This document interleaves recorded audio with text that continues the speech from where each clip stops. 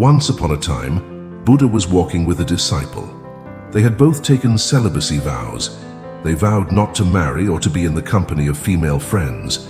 They were not allowed to even talk to women. They had decided that this was the path to God. They wanted to focus on enlightenment. The disciple and Buddha were traveling from one village to the other through a dense forest filled with animals and birds. Buddha was explaining to the disciple the purpose and meaning of life. They came across a river. The river was deep and the currents were fast. The Buddha and the disciple were very strong swimmers and decided they could swim across to the other side of the riverbank.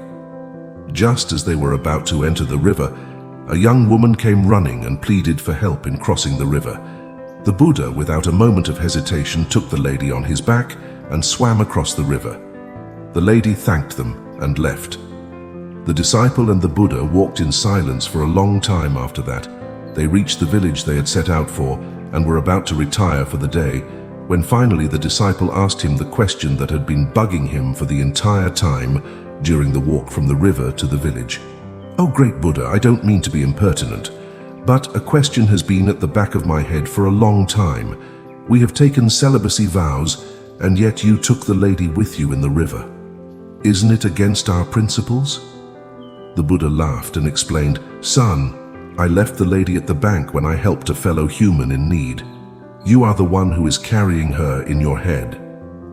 The disciple finally realized that it wasn't the exact words of the vow that matter, but the spirit, and that our thoughts are a bigger burden than any other physical burden we may have.